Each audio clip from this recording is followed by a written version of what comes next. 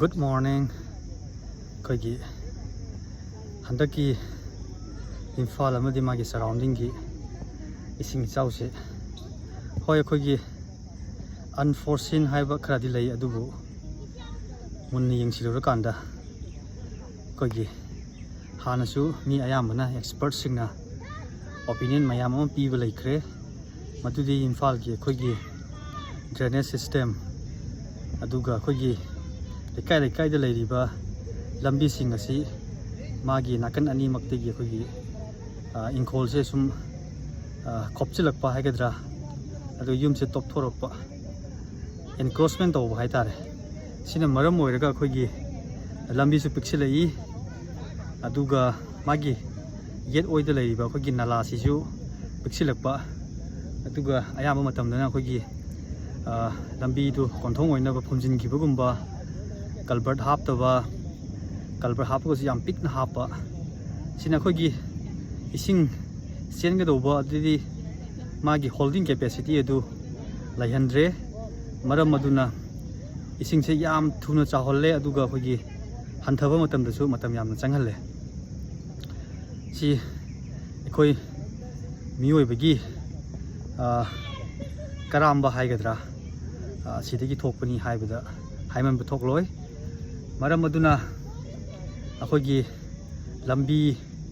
aduga ising akoigi public property haitare haidi nanai individual amag yakte nataba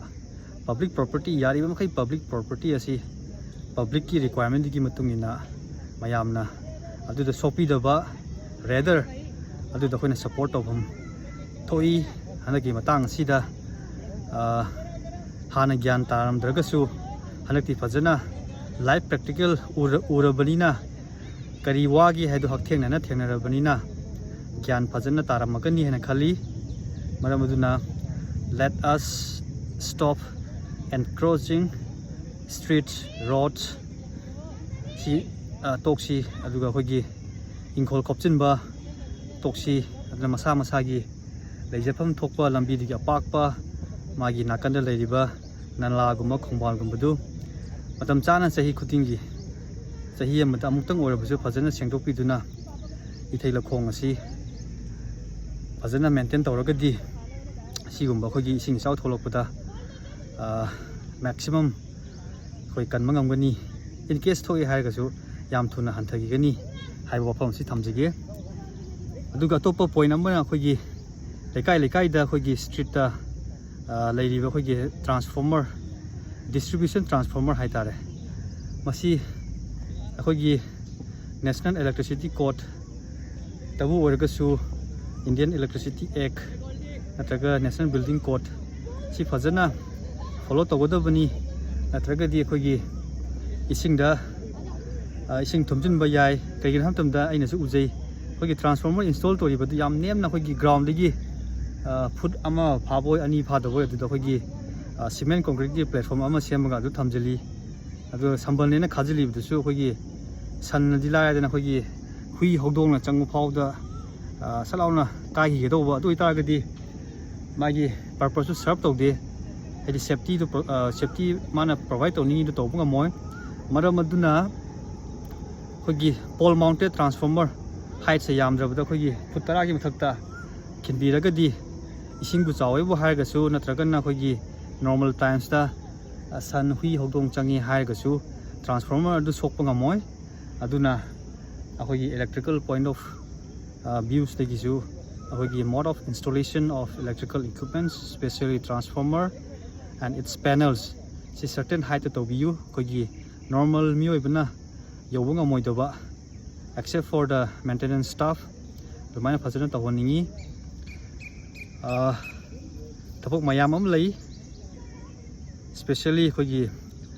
public works haitare sida meeting changwa daka tai si oragadi khogi public na pulap wari se ising chawre pulap waba dei chingning khaire pulap waba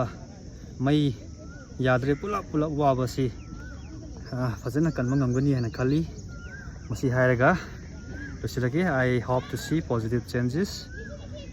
Kaya hai matamda ꯑꯩꯈꯣꯏꯒꯤ ꯁꯅꯥ ꯂꯩꯕꯥꯛꯁꯦ ꯍꯧꯖꯤꯛꯁꯨ ꯑꯗꯨꯝ ꯍꯥꯏꯅꯕꯅꯤ doctor engineer ꯍꯥꯏꯅꯀꯣ doctor engineer ꯃꯌꯥꯝ ꯂꯩ doctor ꯏꯟꯖꯤꯅꯤꯌꯔꯅ ꯃꯥꯒꯤ ꯚꯔꯇꯤꯀꯦꯜꯁꯤꯡ ꯑꯗꯨꯗ ꯑꯦꯛꯁꯄꯔꯠ ꯑꯣꯏꯖꯔꯒꯁꯨ ꯚꯔꯇꯤꯀꯦꯜꯗꯨ ꯋꯥꯡꯉꯒ ꯚꯔꯇꯤꯀꯦꯜ ꯃꯌꯥꯝꯁꯦ ꯃꯊꯛꯇ ꯑꯃꯨꯛ ꯄꯨꯟꯁꯤꯟꯕꯅꯤ ꯑꯗꯨꯗꯨꯅꯤ ꯑꯩꯈꯣꯏꯅ ꯇꯥꯎꯟ ꯄ꯭ꯂꯥꯅꯤꯡ ꯃꯥꯁꯇꯔ ꯄ꯭ꯂꯥꯅꯤꯡ ꯍꯥꯏꯔꯤꯕꯁꯤ ꯑꯗꯨꯅ ꯃꯥꯁꯇꯔ ꯄ꯭ꯂꯥꯅꯤꯡ ꯌꯥꯎꯗ꯭ꯔꯒꯗꯤ ꯚꯔꯇꯤꯀꯦꯜ ꯑꯃꯗ ꯏꯟꯈꯠꯄꯗ ꯚꯔꯇꯤꯀꯦꯜ ꯑꯃꯒꯤ ꯁꯞꯄꯣꯔꯠ ꯂꯩꯇ꯭ꯔꯒꯗꯤ ꯑꯩꯈꯣꯏꯒꯤ ꯑꯜꯇꯤꯃꯦꯠ ꯅꯨꯡꯉꯥꯏꯕ ꯆꯥꯎꯈꯠꯄ ꯑꯩꯈꯣꯏꯒꯤ ꯄ꯭ꯔꯣꯒ꯭ꯔꯦꯁ ꯑꯦꯟ ꯄ꯭ꯔꯣꯁꯄꯦꯔꯤꯇꯤ ꯍꯥꯏꯕꯗꯨ ꯂꯥꯛꯑꯣꯏ ꯃꯔꯝ ꯑꯗꯨꯅ ꯑꯩꯈꯣꯏꯒꯤ ꯍꯥꯏꯌꯦꯁ ꯂꯦꯚꯦꯜꯗ ꯃꯤꯅꯤꯁꯇ꯭ꯔꯤꯌꯦꯜ ꯂꯦꯚꯦꯜꯗ ꯁꯤꯒꯤ town planning even state planning ꯍꯥꯏꯕ ꯐꯥꯎ ꯌꯥꯏ ꯁꯤ ꯐꯖꯅ ꯃꯊꯧ ꯇꯧꯍꯟꯁꯤ ꯑꯣꯀꯦ ꯉꯁꯤꯒꯤꯗꯤ ꯌꯥꯔꯦ ꯕꯥꯏ ꯖꯩ ꯍꯤꯟ